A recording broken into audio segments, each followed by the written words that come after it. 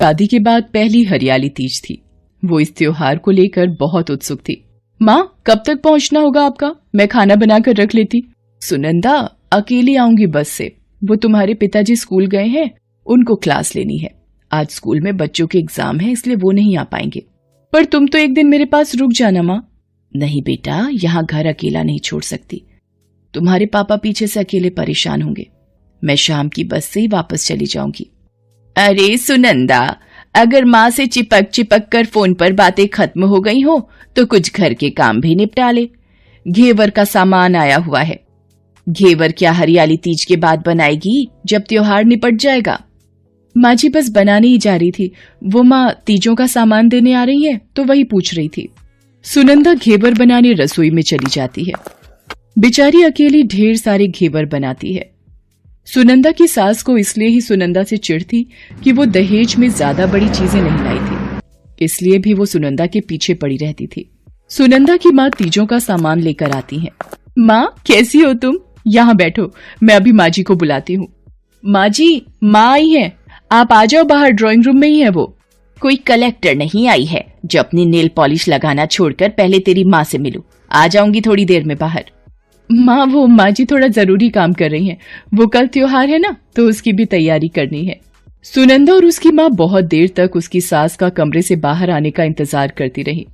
काफी देर बाद, सुनंदा, मुझे निकलना होगा, बस नहीं मिलेगी बेटा वापसी की।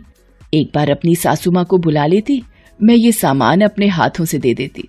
रुको, मैं बुला कर लाती हूँ। माँ जी, माँ को देर हो रही है, वो अकेली आई हैं तो उन्हें वापसी भी जाना है। घर पहुंचने में रात हो जाएगी। रुक, आ रही हूँ। पता नहीं कितना दिमाग खराब कर रखा है इन भिखारियों ने। नमस्ते बहन जी, कैसी हैं आप? मैं ठीक हूँ। वैसे मुझे लगा पता नहीं आप लोगों ने कौन सी सोने की अशर्फियां देनी है मुझे, जो बार बार मेरे आने का इंतजार हो रहा है। बहन जी, ये कुछ मिठाई, फल, साड़ी और श्रृंगार का सामान लाई थी सुनंदा के लिए, पहली हरियाली तीज का। और ये आपके लिए शगुन का लिफाफा बहन जी। बस 1100 रुपए? वैसे भी आप गरीबों से यही उम्मीद की जा सकती है। पता नहीं हमारी किस्मत खराब थी जो संयम को ये गरीब लड़की से ही प्यार होना था। अरे कुछ तो आप लोग शर्म किया करो। शादी के बाद बेटी की पहली हरियाली तीज है, कोई सोने की एक छोटी अंगूठी ही दे देते। बिल्कुल ही भिखारी पल्ले पड़ गए हैं। बहन जी, सुनंदा की शादी में कर्जा लिया था, उसकी भरपाई कर रहे हैं, इसलिए थोड़ा हाथ खींचा हुआ है। बेचारी सुनंदा की माँ चुपचाप बेटी को समझाकर वापस चली जाती है। सुनंदा उसे कुछ खाने के लिए बोलती रही, पर माँ रोती हुई कुछ न कह सकी। माँ के जाने के बाद सुनंदा रोती हुई अपने कमरे में आ गई। अगले दिन हरियाली तीज का त्योहार था। सुनंदा अपने कमरे में तैयार हो रही थी। सुनंदा और उसकी सास का उपवास था। सुनंदा तैयार होकर पूजा की तैयारी करने लगी, तभी उसे तेज आवाज आई। अरे, ये आवाज तो माँ जी के कमरे में से आई है। माँ जी, क्या हुआ? अरे, दरवाजा तो अंदर से बंद है, मुझे खिड़की से जाना होगा। सुनंदा साड़ी और जेवर में थी। बड़ी मुश्किल से वो किसी तरह खिड़की खोलकर कमरे में पहुंची, पर उसके हाथों में रगड़ आ गई थी जिसमें से खून आ रहा था। माँ जी, उठिए। अरे, ये तो होश में ही नहीं आ रही। बेड पर लिटाती हूँ। सुनंदा अपनी सास को पलंग पर लिटा देती है और कुछ पानी की बूंदें अपनी सास के मुंह पर छिड़कती है। माँ जी, अब आप ठीक हैं? क्या हुआ माँ जी, आप गिर गई थी? रुकिए, मैं आपके लिए नींबू पानी बना कर लाती हूँ। अरे निर्जला, उपवास है मेरा बहू। माँ जी, कुछ नहीं होता, पहले तबीयत जरूरी है। भगवान भी यही कहते हैं कि मन में श्रद्धा होनी चाहिए। नींबू पानी पी लीजिए, कुछ नहीं होगा। आपको कमजोरी से शायद चक्कर आया था और बीपी लो हो गया होगा। अब ठीक लग रहा है नींबू पानी पीकर?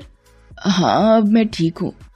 अरे, ये तुम्हारे हाथों पर खरोच कैसी? वो माँ जी, दरवाजा अंदर से बंद था तो खिड़की से अंदर आई, तभी शायद। सुनंदा बहू, मेरे लिए ये सब? मैंने कल तुम्हारी माँ का इतना अपमान किया, फिर भी बहू, मुझे तो शर्म से डूब मरना चाहिए। मैं सच में हीरे की कद्र नहीं कर पाई। मुझे माफ कर दो बहू। मैंने तुम्हारे मायके वालों की गरीबी का मजाक बनाया और कल जो सब किया, मैं सच में बहुत शर्मिंदा हूँ। माँ जी, आप मेरी माँ हैं और माँ कभी अपने बच्चों के आगे हाथ नहीं जोड़ती, बल्कि आशीर्वाद देती हैं। सुनंदा अपनी सास के गले लग जाती है। दोनों सास बहू मिलकर खुशी खुशी माँ पार्वती और भगवान शंकर की पूजा और तीज की कथा करती हैं। सुनंदा की सास सुनंदा की माँ से भी फोन पर बात करके माफी मांगती हैं। सुनंदा की माँ भी माँ पार्वती और भगवान शंकर को धन्यवाद करती हैं। माँ पार्वती की कृपा से सुनंदा की सास का स्वभाव बिल्कुल सही हो जाता है। हरियाली तीज का त्योहार उस दिन एक गरीब की तीज को हरा भरा कर देता है।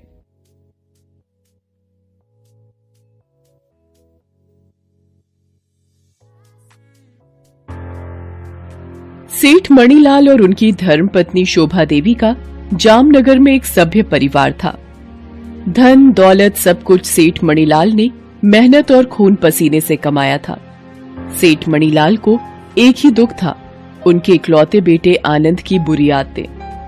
आनंद को शराब और जुए की लत थी। वो रोजाना शराब पीकर बेसुध होकर देर रात घर लौटता था। आनंद की रोजाना शराब और जुए की लत ने सेठ मणिलाल की चिंता बढ़ा दी थी। हर समय मणिलाल और शोभा आनंद को लेकर परेशान रहने लगे। एक दिन मणिलाल ने शोभा से कहा, शोभा, मैं सोच रहा हूँ आनंद की शराब और जुए की लत की आदत बढ़ती ही जा रही है। मेरी रमेश भाई साहब से बात हुई है, उन्होंने एक लड़की बताई है, बहुत ही अच्छे घराने की सुशील लड़की है। मैं सोच रहा हूँ आनंद की शादी कर देते हैं, शायद बहू के आने से आनंद थोड़ा सुधर जाए। कह तो आप ठीक ही रहे हो, रमेश भाई साहब से बात करके हम रिश्ता पक्का कर देते हैं। सेठ मणिलाल अपने मित्र रमेश से बात करके लड़की के घर वालों से बात करता है। आनंद शादी के लिए मना करता है, पर मणिलाल उसे कहता है कि यदि आनंद शादी के लिए मना करेगा तो उसका खर्चा पानी पैसे सब मिलने बंद हो जाएंगे। इस डर से आनंद शादी के लिए हाँ कर देता है और आनंद की शादी भावना नाम की लड़की से हो जाती है। भावना बहुत ही सुशील और समझदार लड़की थी। वो अपनी सास शोभा और ससुर मणिलाल का बहुत ध्यान रखती थी, पर आनंद उसको बिल्कुल भी पसंद नहीं करता था। मणिलाल ने सोचा था कि आनंद की शादी के बाद शायद उसकी आदतें सुधर जाएंगी, पर ऐसा बिल्कुल भी नहीं हुआ। आनंद अभी भी रोजाना शराब के नशे में ही घर आता था। एक दिन, शोभा, मेरी तबीयत कुछ ठीक नहीं लग रही है, मैंने वकील को बुलाया है। मैं चाहता हूँ कि मरने से पहले अपनी सारी जायदाद भावना बहू और उसके होने वाले बच्चों के नाम कर जाऊं। मैं नहीं चाहता कि आनंद की बुरी आदतें इस घर को तबाह कर दें। सारी जायदाद भावना और उसके होने वाले बच्चों के नाम करके सेठ मणिलाल स्वर्ग सिधार जाता है। मणिलाल के मरने के बाद भावना अपनी सास शोभा का बहुत ख्याल रखती थी। वो शोभा को कभी भी दुखी नहीं रहने देती थी। आनंद को वकील के द्वारा जब ये पता चलता है कि सेठ मणिलाल अपनी सारी जायदाद बहू भावना और होने वाले बच्चों के नाम कर गया है, तो आनंद गुस्से में आ जाता है और शराब पीने के लिए घर से बाहर चला जाता है। जैसे वो शराब पीकर दुकान से बाहर आता है, नशे में एक लड़की से टकरा जाता है। वो लड़की को सॉरी कहने के लिए संभलता है। आनंद लड़की का चेहरा देखकर दंग रह जाता है। लड़की बिल्कुल आनंद की पत्नी भावना की शक्ल की होती है। आनंद हैरान रह जाता है। उसका दिमाग काम करने लगता है। उसके दिमाग में भावना को रास्ते से हटाने की तरकीब आती है। वो लड़की के पीछे पीछे जाता है। लड़की एक बस्ती के पुराने घर में रहती थी। आनंद घर के अंदर जाता है और लड़की से कहता है, देखो, मेरी पत्नी भावना की शक्ल बिल्कुल तुम्हारे से मिलती है। मेरे पिता ने मरने से पहले सारी जायदाद मेरी पत्नी भावना और होने वाले बच्चों के नाम कर दी है। मैं पाई पाई को मोहताज हो गया हूँ। तुम्हें देखकर मेरे दिमाग में यही बात आई कि तुम मेरी मदद कर सकती हो। पर मैं तुम्हारी मदद कैसे कर सकती हूँ? तुम मेरी पत्नी भावना की जगह मेरे घर में आओगी और ये बात माँ को भी पता नहीं चलेगी, क्योंकि तुम्हारा चेहरा भावना से हूबहू मिलता है। कुछ दिनों बाद जब भावना वापस नहीं लौटेगी तो माँ तुम्हें ही भावना समझेगी और माँ को तुम पर शक भी नहीं होगा। फिर तुम सारी जायदाद मेरे नाम कर देना। इस काम के बदले मैं तुम्हें बहुत पैसे दूंगा। आनंद को अपनी पत्नी भावना की हमशक्ल एक लड़की मिल जाती है। लड़की का नाम चांदनी था। चांदनी आनंद का साथ देने के लिए तैयार हो जाती है। अगले दिन आनंद भावना से कहता है, भावना, अपना सामान पैक कर लो। हम लोग हनीमून पर नहीं गए हैं, तो क्यों ना हम कुछ दिन के लिए कहीं हो आए।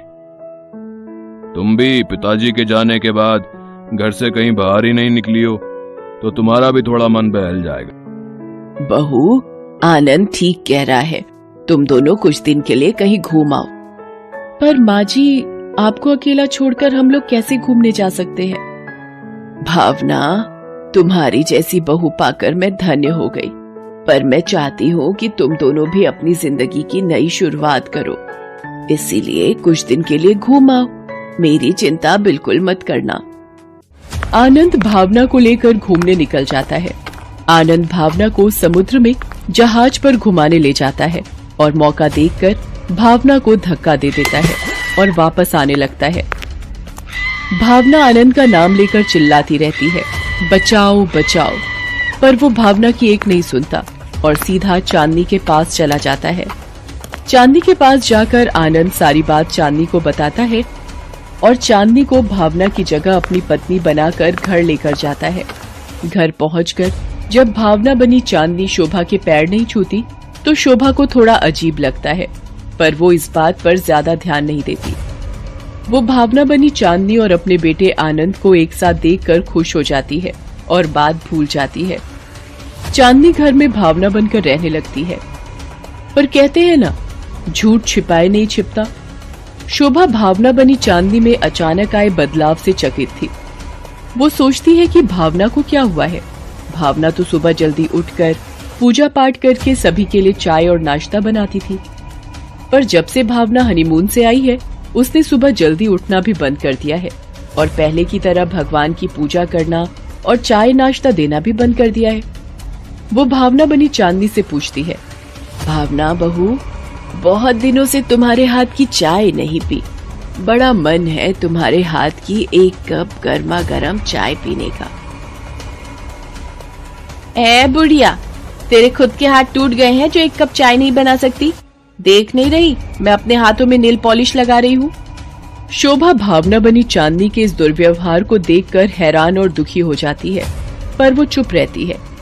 आनंद चांदनी से बार बार जायदाद के कागजों पर भावना के नकली साइन करने के लिए कहता रहता है। आनंद भावना के नाम की हुई सारी जायदाद अपने नाम करवाना चाहता था, इसलिए ही वो चांदनी को भावना बनाकर लाया था, पर चांदनी आनंद की बात को बार बार टाल रही थी। चांदनी के दिमाग में कुछ और ही चल रहा था। उसके मन में अब ये बात आ गई थी कि किस तरह आनंद को और शोभा को रास्ते से हटाकर हमेशा के लिए भावना बनकर उस घर में ऐशो आराम की जिंदगी बिताए। इसके लिए वो अपने बॉयफ्रेंड मुकेश से मिलने जाती है और सारी बात बताती है। आनंद बार बार चांदनी के साइन ना करने पर गुस्से में आ जाता है। वो चांदनी से कहता है, देखो चांदनी, अगर मैं तुम्हें इस घर में भावना की जगह पत्नी बनाकर ला सकता हूँ तो यहाँ से निकालना भी मुझे आता है। तुम सीधी तरह से कागजात पर साइन कर दो और सारी जायदाद मेरे नाम लिख दो, वरना मुझसे बुरा कोई नहीं होगा। ये कहकर आनंद गुस्से में घर से बाहर चला जाता है। चांदनी पीछे से मुकेश को बुला लेती है। मुकेश अपने कुछ साथियों के साथ आ जाता है। चांदनी अपने बॉयफ्रेंड मुकेश और उसके साथियों के साथ शराब और नशा करती है।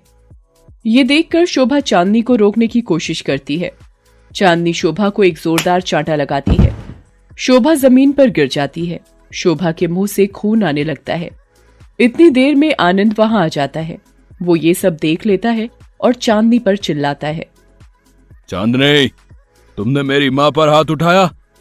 और ये लोग कौन हैं? ये सब मेरे घर में क्या हो रहा है? तुम्हारा घर? शायद तुम्हें कोई गलतफहमी हो रही है मिस्टर आनंद। ये घर तुम्हारा नहीं, मेरा है, यानी कि भावना का। ये घर और सारी जायदाद मेरी है। मुकेश, इस आनंद को सबक सिखाना ही होगा। पकड़ो इन्हें और दोनों माँ बेटे के हाथ पैर बांध दो और खाई में फिकवा दो दोनों को, ताकि इनकी लाश तक का पता न चले पुलिस को। फिर तुम और मैं आराम से इस घर पर राज करेंगे। अपनी पत्नी भावना को जायदाद के लिए तू पहले ही मार चुका है, अब ऊपर जाकर उससे माफी मांगना। ये सब सुनकर शोभा सदमे में आ जाती है और आनंद से कहती है, आनंद, तूने जायदाद के लिए अपनी ही पत्नी को मार दिया। तू मेरा बेटा कहलाने लायक नहीं है। भावना बहू जैसी बहू पाकर मैं धन्य हो गई थी, पर तूने उसे मारकर मुझे भी पाप का भागीदार बना दिया। जैसे ही मुकेश और उसके साथी आनंद और उसकी मां को ले जाने लगते हैं, अचानक वहां पुलिस आ जाती है। पुलिस के साथ भावना भी होती है। शोभा भावना को देखकर हैरान हो जाती है। भावना उसे बताती है कि किस तरह कुछ मछुआरों ने उसे डूबने से बचाया और काफी दिनों बाद होश में आकर जब भावना घर वापस आने लगी, उसने अपनी हमशक्ल चांदनी को मुकेश से मिलते हुए देख लिया था और उनकी सारी बातें सुनकर वो पुलिस के पास गई और पुलिस की मदद ली। पुलिस चांदनी और मुकेश को धोखाधड़ी और जान से मारने की कोशिश के जुर्म में गिरफ्तार कर लेती है। पुलिस आनंद को भी अपनी पत्नी भावना को जान से मारने के जुर्म में गिरफ्तार करने लगती है, पर भावना उनसे कहती है, इंस्पेक्टर साहब, मेरे पति की कोई गलती नहीं थी। वो मेरा ही पैर फिसल गया था और मैं पानी में गिर गई। इन्होंने मुझे बचाने की बहुत कोशिश की थी और आपका बहुत बहुत धन्यवाद मेरे परिवार को बचाने के लिए। पुलिस चांदनी मुकेश और उसके दोस्तों को गिरफ्तार करके ले जाती है। आनंद अपनी मां और भावना से माफी मांगता है। उसे अपनी गलती का पछतावा हो चुका होता है। भावना के अच्छे कर्मों ने उसे जीवित रखा। झूठ का पर्दाफाश हो गया। शोभा ने भावना को गले से लगा लिया। आनंद ने भी उस दिन से सभी बुरी आदतें छोड़ दी और